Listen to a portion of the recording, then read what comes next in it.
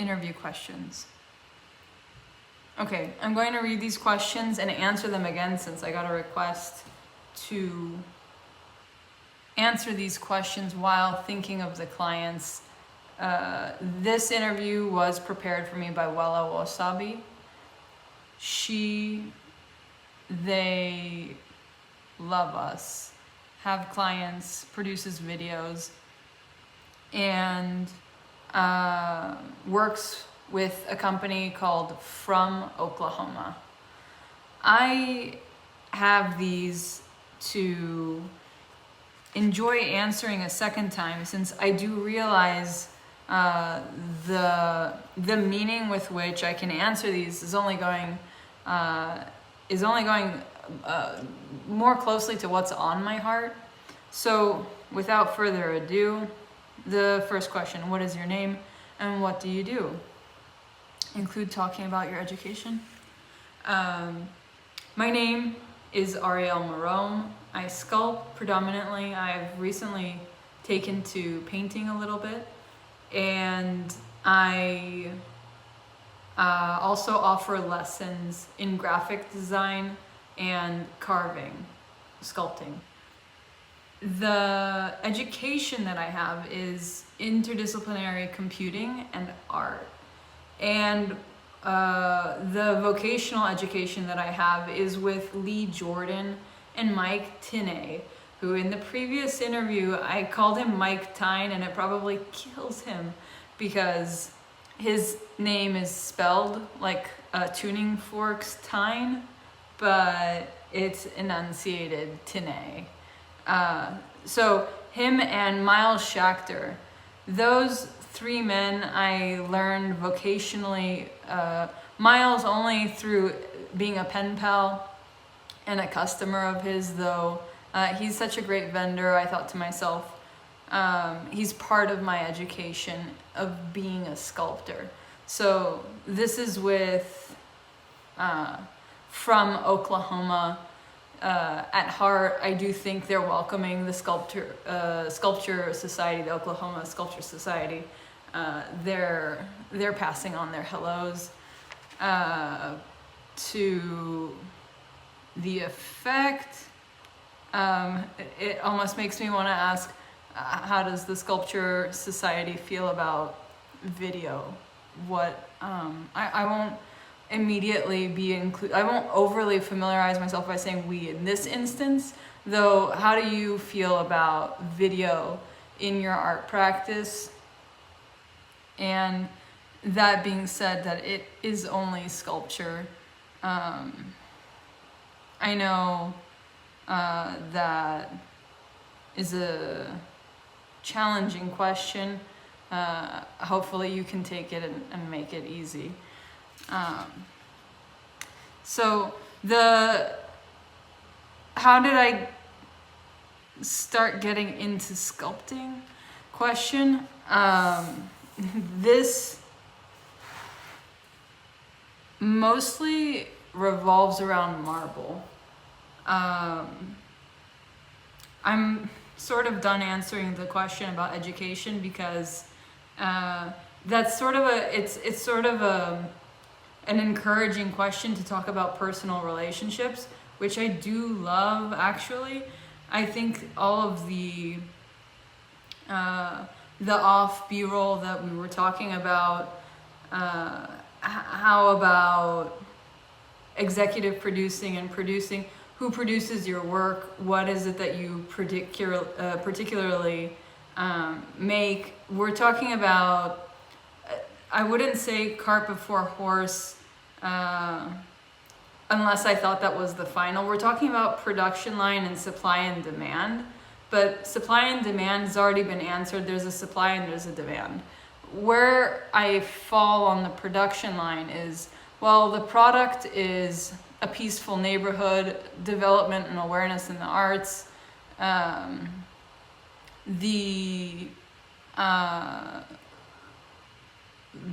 The question has been, what do you produce? I think what they meant, and I say they because this is in the people's voice when the people speak a different language, a language other than English. That it's a collective question that I've earned the right to be caring enough to answer. Since sculpture is a visual medium, all the pieces are great images. They speak for themselves. So just keep working on it. How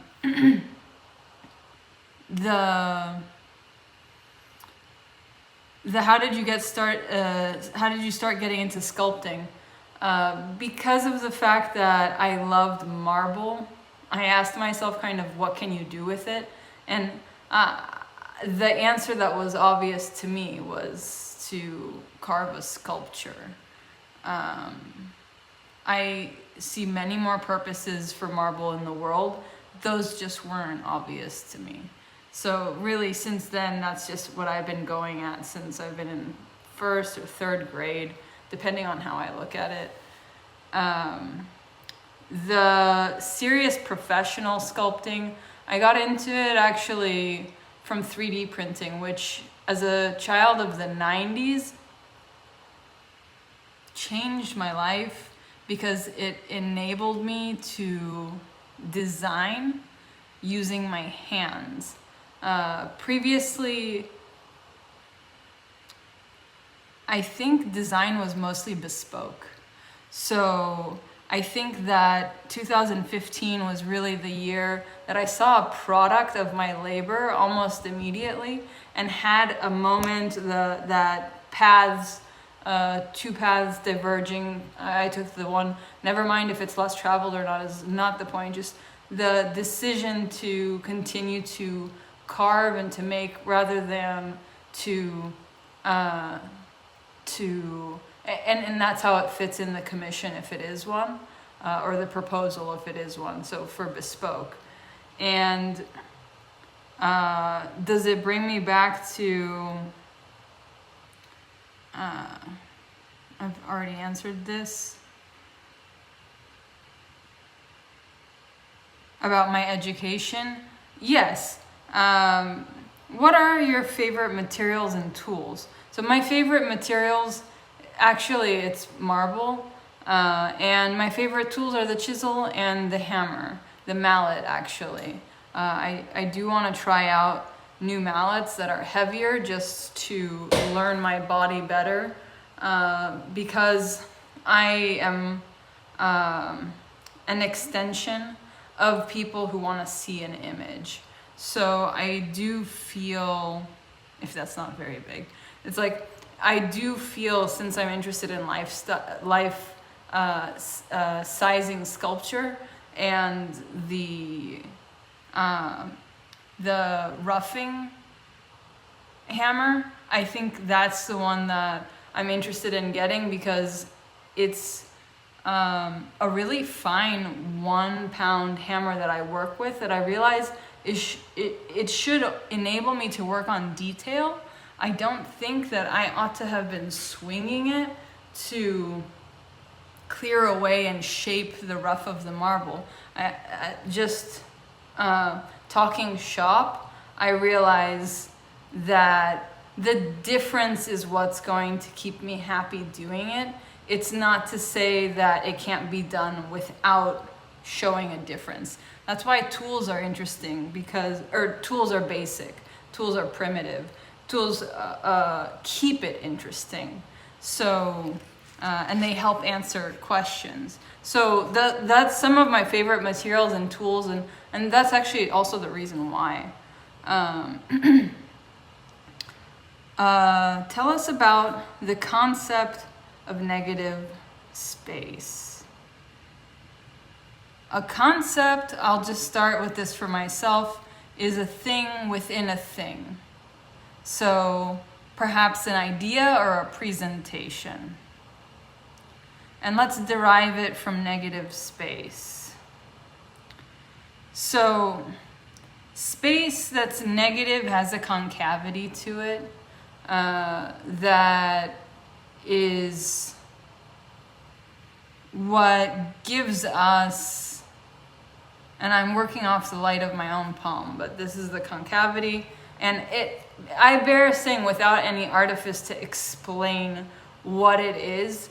It's definitely not the retail punchy version or the one line that I would lay about it. It is about, though, the positive cast shadow almost. Like to say, because I'm trying to keep the terms correct. In sculpture, it's the mold to the cast. It's the figure that's cast is a positive figure by definition.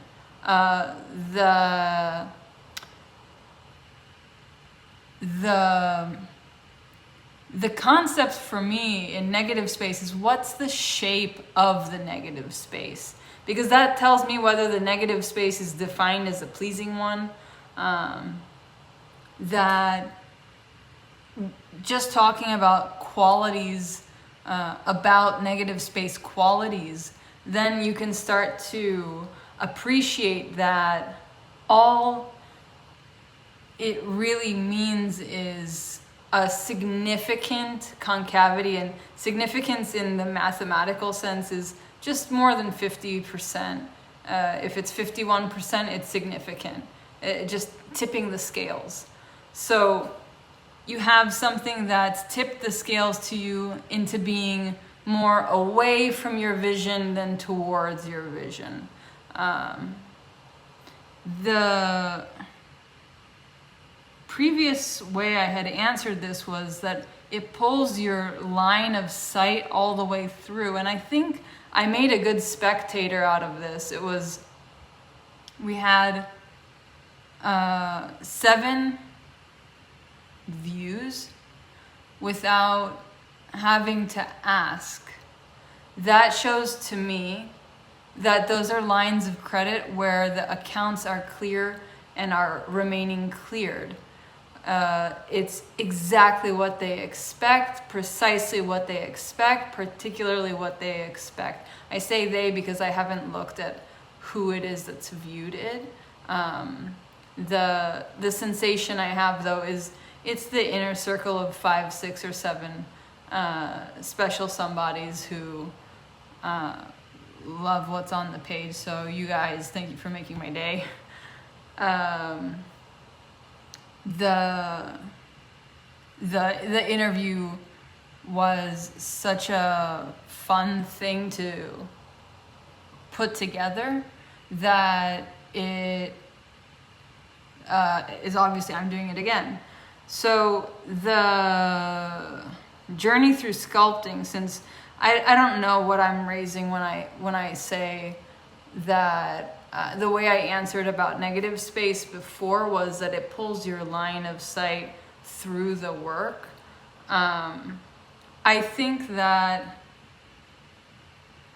it is the same answer almost as saying that it's a positive cast shadow of the space, the quality, because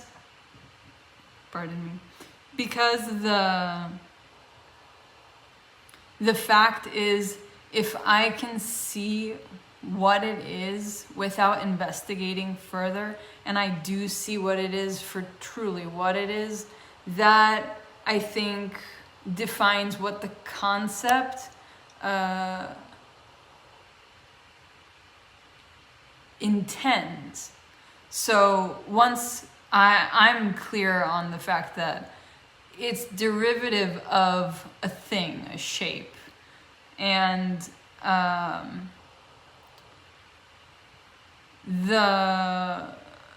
definable shape. The point is that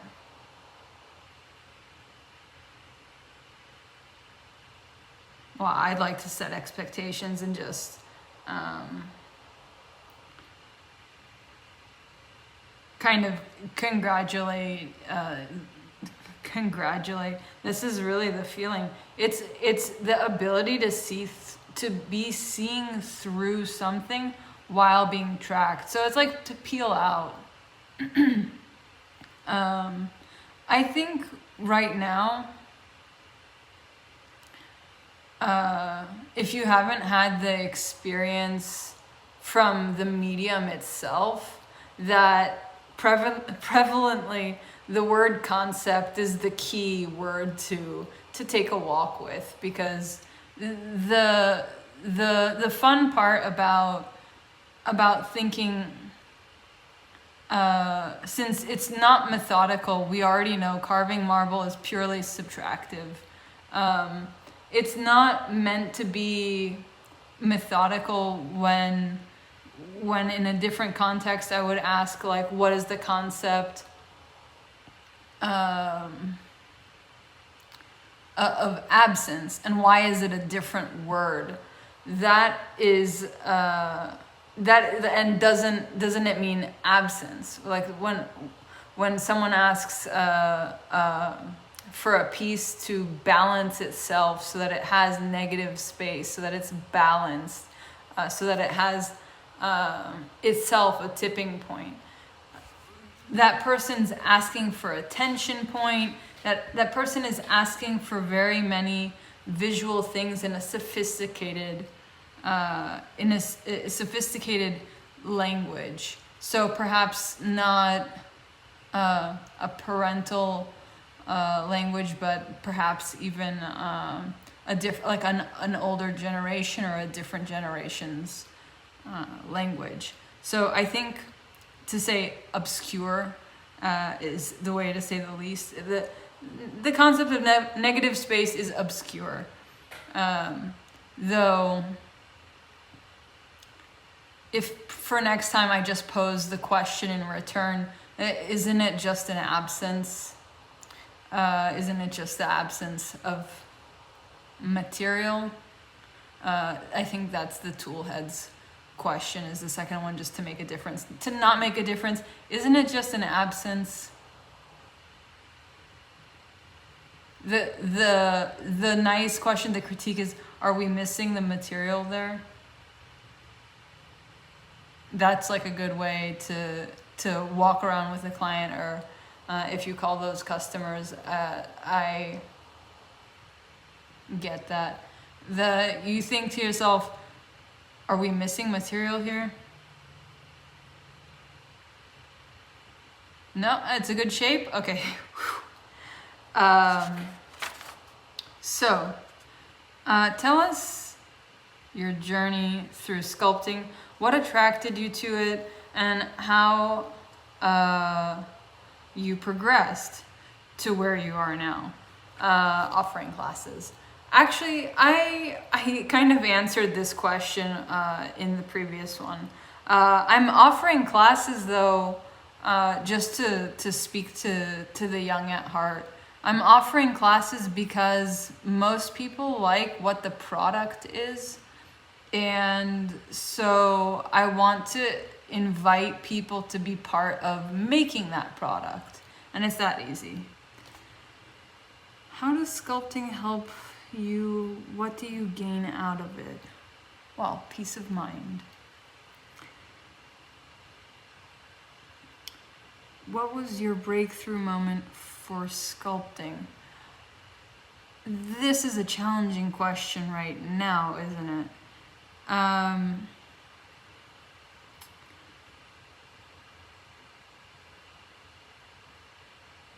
How does sculpting help you? What do you gain out of it? Also, generational wealth.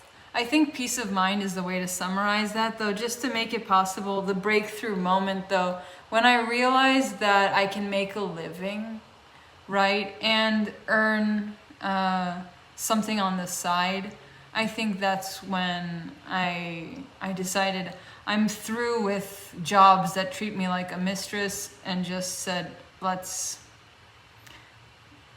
keep carving, let's keep painting, let's keep writing, let's keep life going. So that's actually a really beautiful question to see now.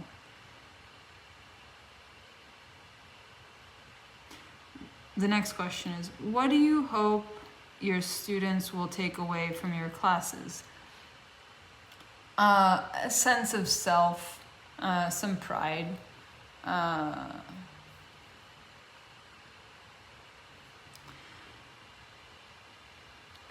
And definitely an ease of being a member that contributes an opinion by outputting. That though is really constructive to an advanced student. I would say that is like an irrelevant part. That is my hope though. So take that with a minute or two. Tell us about your style and interests. Well, my style definitely has evolved, and my interests are nonprofit and real estate.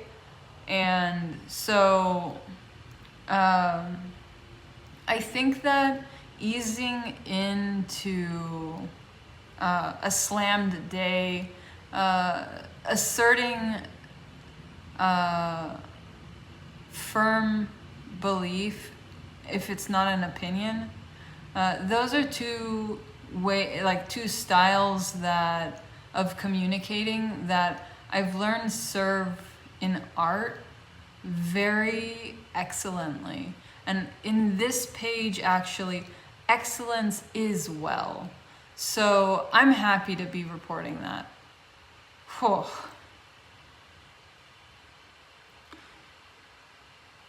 How do you spend your free time? I always thought this was a funny question. I will want to answer. I don't have any free time. Is there another way of asking this? I think what Wella was asking was, what are your interests? When she prepared this, thinking perhaps of video, and maybe she was thinking that while she edits videos, that time could be sourced ethically in such a way where we might bond and call it free.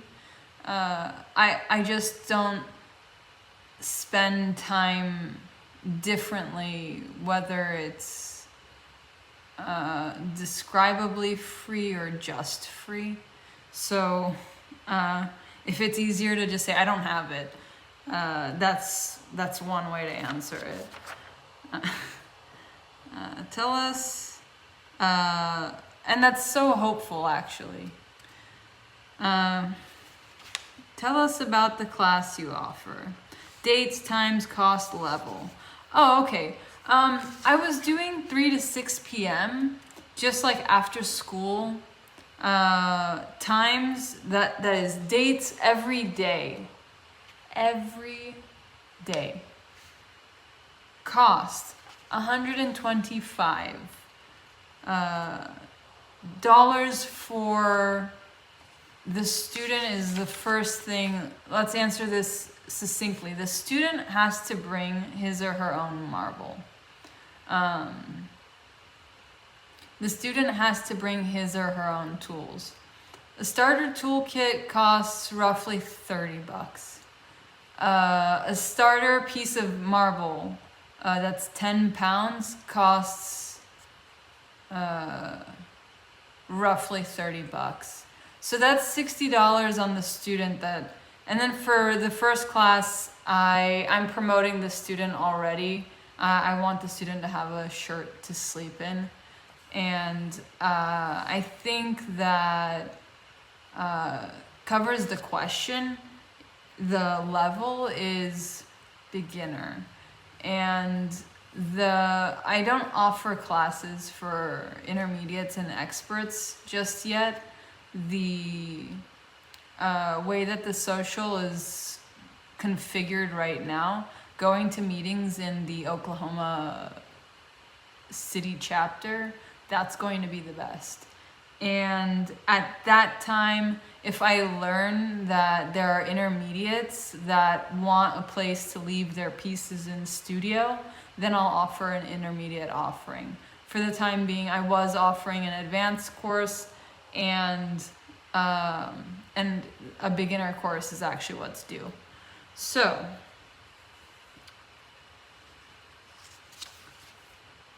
describe your teaching style. My teaching style is that the student is an extension of the people in his or her life and the teacher's instruction.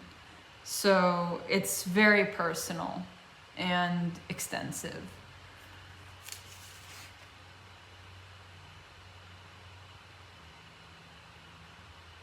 Somewhere it was listed that it's $250 a class. I think that was for a half day, so just confirm with me what particular we're talking about.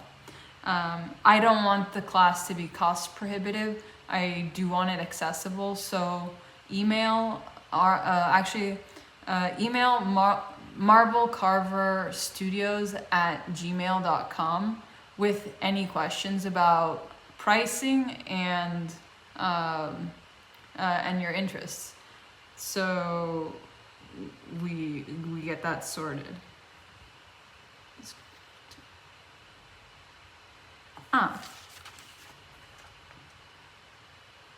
So that I can sort it.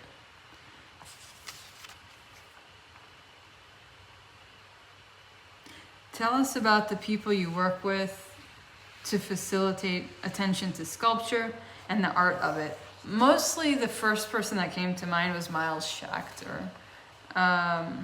He runs workshops in Kansas, and since then I think I've found the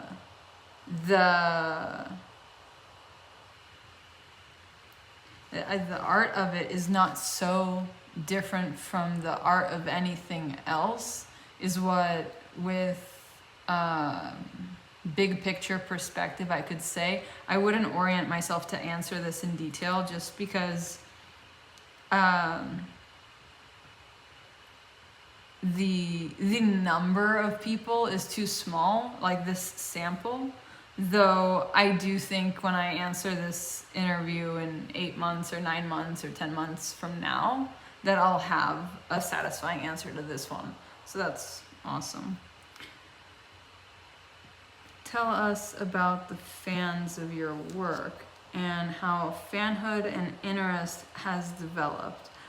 Oh, I have an interesting answer for this. That recently, just the other day, I was thinking, to be a fan isn't the greatest thing. It's better to be a fan base. Even if you're one person, to be a fan base, you're saying on the principle, with all of your heart, you believe in what the person's doing. To be a fan means you believe in the product that the person is producing. That's so much more open to wide interpretation. So that's actually how it's developed. The interest wants to be raised.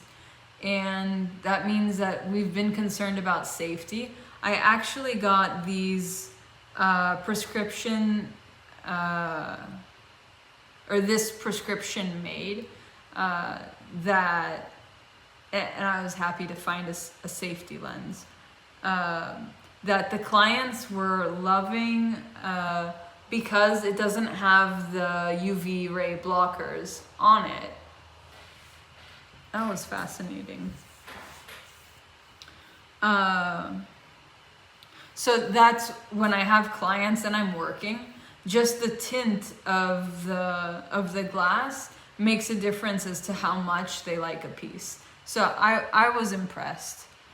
The development,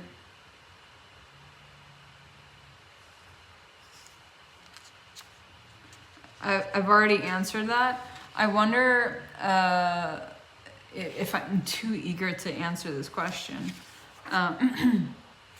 just because I hardly remember what I said. One moment.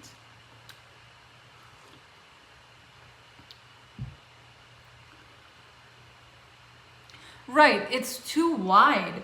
To interpret a person's product.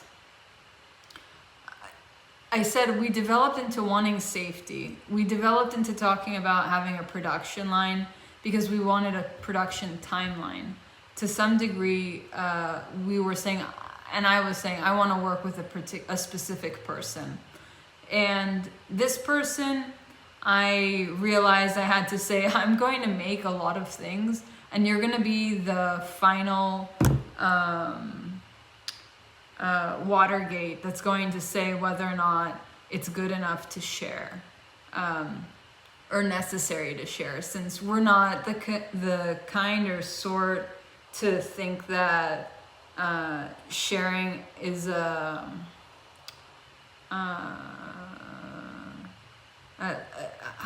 do you say, everyone does things differently. So all I meant was, to this specific person who is my rock, hey, you're going to have to okay whether or not this is for sharing, because some days sharing is for promoting, promoting from within, or promoting an external that's new to us that we absolutely love.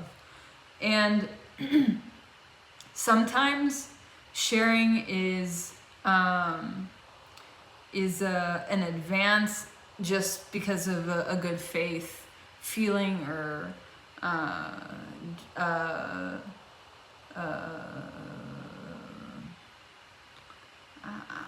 promise, if something's very promising. And so I think that those are the two, since it's almost always binary with him, those are the two options to interpret whether something should be passed, and passed along at that, because the page is along. We're here for the next century. We're not here for a big score. So I've already settled that just making the Miriam giving away Moses. The development, it speaks for itself. How about that?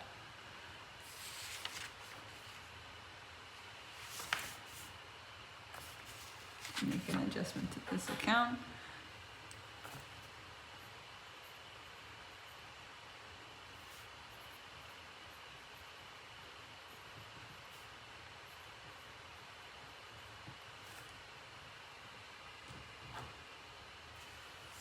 Stone is funny.